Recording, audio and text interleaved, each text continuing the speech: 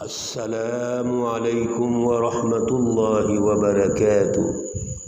اعوذ باللہ من الشیطان الرجیم، بسم اللہ الرحمن الرحیم۔ یا صاحبی السجن اما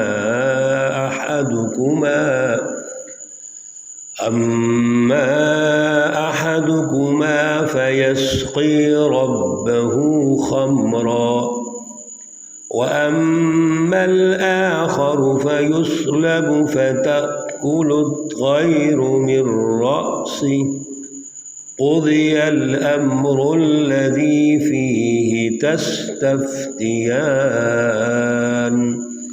صدق اللہ العلی العظیم۔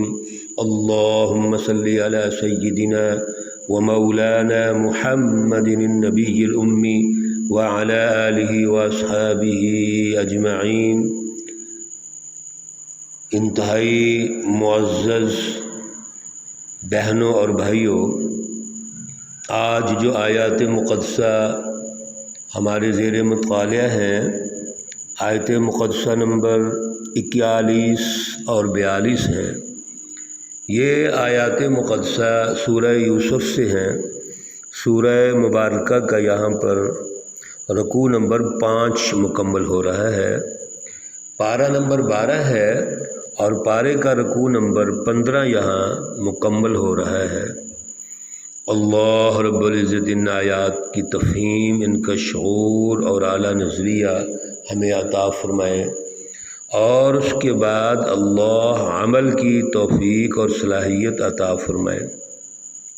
گزشتہ درس میں حضرت یوسف علیہ السلام نے قیدیوں کو جس انداز میں پکارا رفیق کہہ کے، یہ بات واضح ہوئی تھی کہ اصل میں حضرت یوسف علیہ السلام اپنی ایک جماعت تشکیل دے رہے ہیں، اور ان کو رفیق اس لیے کہہ رہے ہیں کہ یہ واضح کریں کہ ہم سب ایک ہیں، دوست ہیں، ساتھی ہیں۔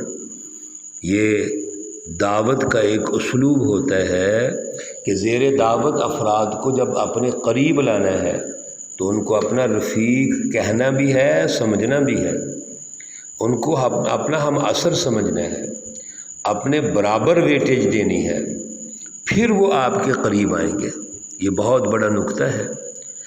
اور دوسرا نکتہ یہ ارشاد فرمایا تھا کہ اللہ رب العزت نے حضرت یوسف علیہ السلام کے ذریعے سے جو ایک تاریخی تسلسل قائم ہونا ہے اس کی نشاندہی فرما دی، تو آپ نے اس تاریخی تسلسل کی اہمیت کو واضح کرتے ہوئے ارشاد فرمایا کہ میرے جو بزرگ ہیں ان کا تعارف ہونا چاہیے، اور وہ ہیں میرے بزرگ یعقوب علیہ السلام ہے، پھر ان کے بزرگ حضرت اسحاق علیہ السلام ہے، اور ان کے بزرگ حضرت ابراہیم علیہ السلام ہیں۔ یہ میرے آباء و اجداد ہیں، میرے بزرگ ہیں، میرے علم اور نظریے کا ایک تسلسل ہے، میں انہی کا حصہ ہوں، میں انہی کی دعوت کو لے کے آگے آ رہا ہوں۔ اور پھر وہ پوری دعوت توحید آپ نے پیش کی جو ہم نے وہاں سمجھی تھی گزشتہ درس میں، اور سب سے بڑی بات اس میں 2 باتیں ارشاد فرمائیں اس دعوت توحید کے نتیجے میں۔ ایک تو یہ ہے کہ اللہ رب العزت کی بالادستی ہونی چاہیے۔ یہ دعوت توحید محض الفاظ کا نام نہیں ہے، محض خیالات اور نظریات کا نام نہیں ہے، محض ڈسکشن نہیں، یا اس پہ توحید کے عنوان پہ ہم جلسے کر لیں، تقریریں کر لیں۔ اصل میں تو ان الحکم الا للہ ہے، اس کی رٹ قائم ہونی چاہیے۔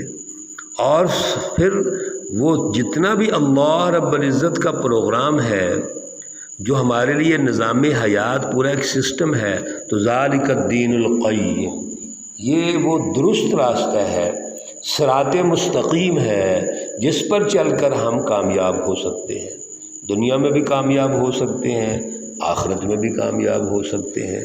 اس دعوت کے بعد اور اعلیٰ نظریے کو پیش کرنے کے بعد حضرت یوسف علیہ السلام نے جیسے ارشاد فرمایا تھا، پچھلے ایک درس میں ہم نے سنا تھا کہ کہ میں آپ کو کل کھانے کے آنے سے پہلے خواب کی تعبیر بتا دوں گا۔ تو خواب کی تعبیر بتاتے ہیں اور فرماتے ہیں یا صاحبہ السجن، اے میرے قید کے ساتھیوں، یعنی ان کو بھی قید کے ساتھی اور رفیق قرار دے رہے ہیں، اور اس نرم لہجے میں اور پیار کے انداز میں، شفقت کے انداز میں، کہ جس طرح ان کا آپ پر یقین تھا، ان دونوں افراد کا آپ پر یہ یقین ہے کہ آپ جو بات کرتے ہیں سچی کرتے ہیں، درست کرتے ہیں، خیر خواہی کی کرتے ہیں، مفاد عامہ کی کرتے ہیں، کوئی نقصان والی بات نہیں کرتے۔ تو یہ انداز اصل میں شفقت کا انداز ہوتا ہے۔ اما احدکما فیسقی ربہ خمرا، بہرحال تم میں سے ایک شخص ایسا ہے، جو خواب آپ نے دونوں دیکھی ہے، ان دونوں میں سے ایک شخص وہ ہے جو اپنے مالک کو شراب پلائے گا، یعنی وہ آزاد ہو جائے گا، اور آزاد ہونے کے بعد وہ دوبارہ اپنے مالک کے پاس جائے گا، بادشاہ کے پاس جائے گا، اور وہ اس کو شراب پلائے گا جیسے پہلے پلاتا تھا۔ وَأَمَّا الْآخَرُ، اور بہرحال جو دوسرا فرد ہے، فَيُسْلَبُ، اس کو سولی پہ چڑھایا جائے گا، سولی دیا جائے گا۔ فَتَأْكُلُ الطَّيْرُ مِن رَأْسِهِ، پھر کھائیں گے جانور اس کے سر سے۔ قُضِيَ الْأَمْرُ الَّذِي، یہ فیصلہ ہو چکا ہے، الَّذِي فِيهِ تَسْتَفْتِيَانِ، جس کے بارے میں آپ پوچھ رہے تھے۔ حضرت یوسف علیہ السلام نے مختصر خواب کی ترتیب بتا دی کہ جو شخص شراب پلانے والا ہے، ساقی، وہ آزاد ہو جائے گا، اپنے مالک کے پاس دوبارہ جائے گا، بادشاہ کے پاس جائے گا، اور جا کر اس کو شراب پلائے گا، یعنی وہ آزاد ہو جائے گا۔ اور دوسرا جو باورچی ہے وہ پکڑا گیا ہے، اس کو سولی پہ چڑھا دیا جائے گا، گویا اس کو جرم کی سزا دی جائے گی، اور جرم کی سزا کے بعد جب اس کو سولی پہ چڑھایا جائے گا تو پرندے اس کے سر سے کھائیں گے۔ یہ فیصلہ ہو چکا ہے، اللہ کی طرف سے ہے، اور اس میں کوئی کمی بیشی نہیں ہو سکتی، کیونکہ یہ اللہ کی طرف سے فیصلہ ہے اور اللہ رب العزت نے یہ بتایا ہے۔ وَقَالَ لِلَّذِي ظَنَّ أَنَّهُ نَاجٍ مِّنْهُمَا، جب یہ تعبیر بتا دی اور اس تعبیر میں جو ساقی تھا ظاہر ہے اس نے آزاد ہو جانا تھا، تو حضرت یوسف علیہ السلام اس سے کہتے ہیں ظن انہ ناج، جس نے بچ جانا ہے، اس کے بارے میں جو آپ کا خیال ہے کہ یہ بچ جائے گا، منہما، ان دونوں میں سے، اس کو کہتے ہیں اذکرنی، آپ نے میرا ذکر کرنا ہے، عند ربک، اپنے مالک کے پاس۔ آپ جب جاؤ گے اپنے بادشاہ کے پاس، مالک کے پاس، تو میرا ذکر کرنا ہے، اور میرا ذکر کیا کرنا ہے؟ جو بھی معلومات حضرت یوسف علیہ السلام کے بارے میں وہاں پہ موجود تھیں، کہ آپ کو کس طرح قید میں ڈالا گیا، بے گناہ قیدی آپ کو بنایا گیا، آپ کا کوئی گناہ ہی نہیں ہے، کوئی قصور نہیں، کوئی جرم نہیں ہے، بلکہ مصر کی عورتوں نے اور زلیخا نے آپ پر مکر و فریب چلایا ہے اور پریشان کرنے کی کوشش کی ہے، تو آپ میرا اپنے مالک کے پاس، بادشاہ کے پاس ذکر کرنا۔ فَأَنْسَاهُ الشَّيْطَانُ ذِكْرَ رَبِّهِ، پس اس کو شیطان نے بلا دیا اپنے مالک کے پاس ذکر کرنے سے۔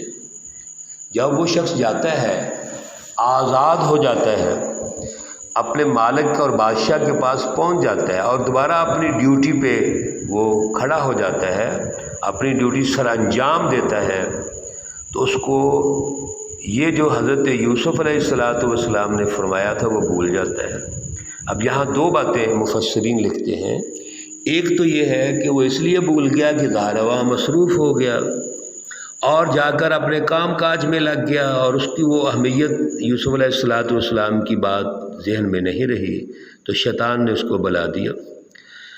دوسرا مفسرین یہ لکھتے ہیں کہ اللہ رب العزت کو یہ بات پسند نہیں آئی کہ اللہ رب العزت سے یوسف علیہ السلام کو مانگنا چاہیے۔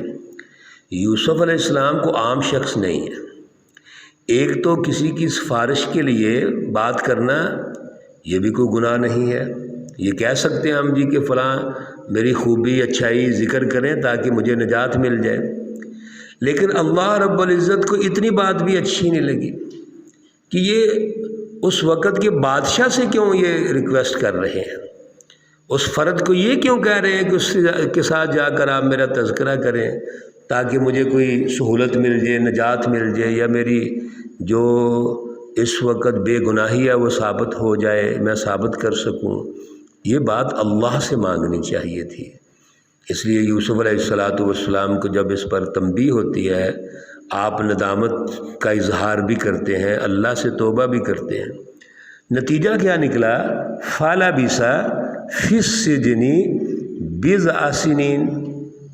جب وہ شخص بھول جاتا ہے، اس کے ذہن میں بات نہیں آتی اور اس نے کوئی تذکرہ نہیں کیا، تو یوسف علیہ السلام کئی برس، کئی سال قید میں ٹھہرتے ہیں۔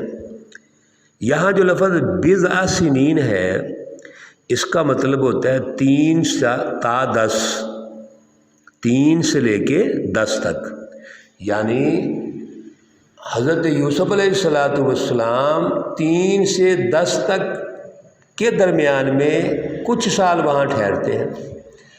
چونکہ اللہ رب العزت نے اس کو واضح نہیں فرمایا، ارشاد واضح نہیں رہنمائی دی، اس لیے مفسرین نے پھر آگے اس پر مختلف ان کے اقوال ہیں۔ اکثر مفسرین کے ہیں کہ 7 سال تک ٹھہرے ہیں، کچھ کا قول 12 سال کا بھی ہے، 13 سال کا بھی ہے، 14 سال کا بھی ہے، لیکن بضع سنین چونکہ 3 تا 10 ہے، اس لیے زیادہ راجح قول جو ہے وہ وہی ہے جو 10 کے اندر اندر آتا ہے، 7 بھی ہو سکتا ہے، 8 بھی ہو سکتا ہے، 9 بھی ہو سکتا ہے۔ تو اللہ رب العزت نے حضرت یوسف علیہ السلام کو تنبیہاً بھی یہ ٹھہرا دیا کہ جب آپ نے اس بادشاہ کے پاس یہ اپنا سارا استغاثہ دائر کر دیا ہے، بات چیت کی ہے، ریکویسٹ کر دی ہے، تو ٹھیک ہے، پھر انتظار کرو۔